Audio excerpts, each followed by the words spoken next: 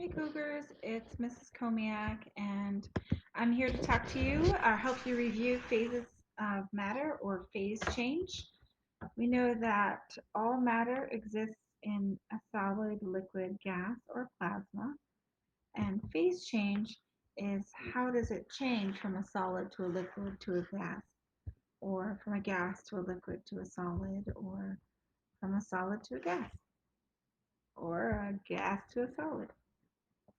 Okay, so we said that there are phase of matter is the state that it usually exists in, and it's determined by how much energy the molecules have. So there are four, but three main phases of matter: solid, liquid, and gas. Okay, so here we have an example of water. So as it melts and goes to a liquid, and then more energy is added and it becomes a gas, it's still water. It's still H2O. Water, water, water.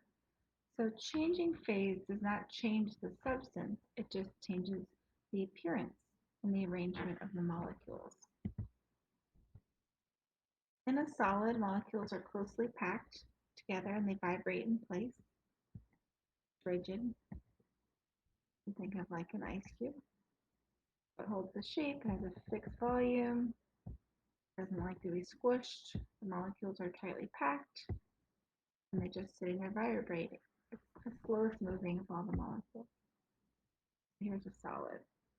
They're still moving, but to our eyes, they don't look like they're moving.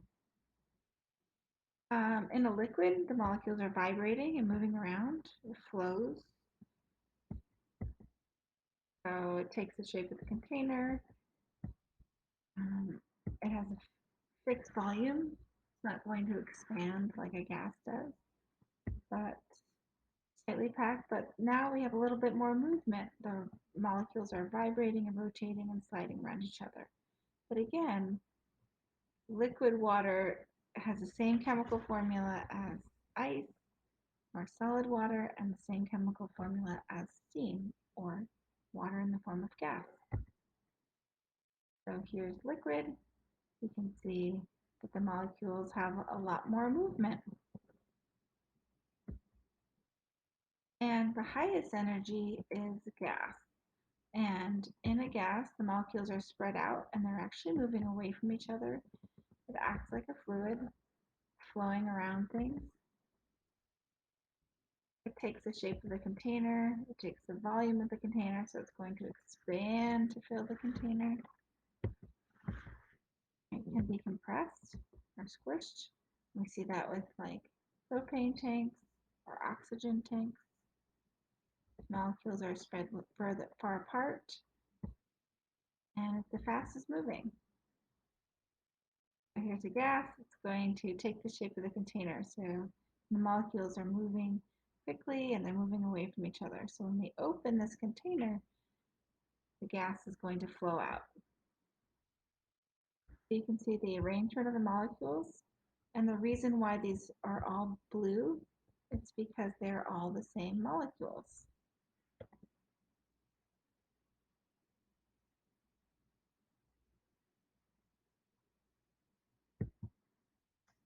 As we go from solid to liquid to gas, you can see that the solid, they're vibrating in place. Liquid, they have more movement. And gas, they're moving really quickly. So they have high energy. So as we add energy to something, if we add enough energy to a solid, it will turn to a liquid. If we add enough energy to a liquid, it will turn to a gas. So as we add energy, we can change the phase or the state of matter. Same thing with molecule movement.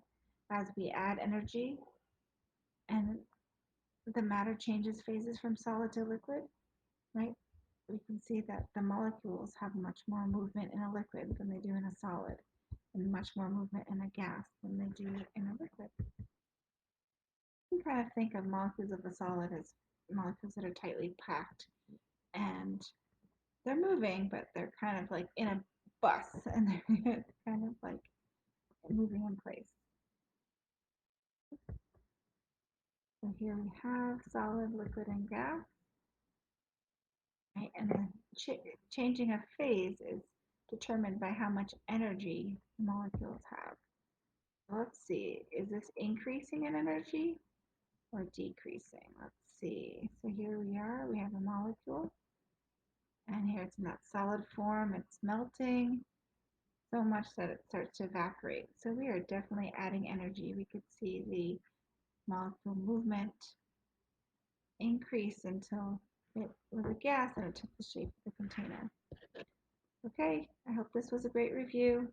Good luck and good work on continuing your test. Take care. Bye.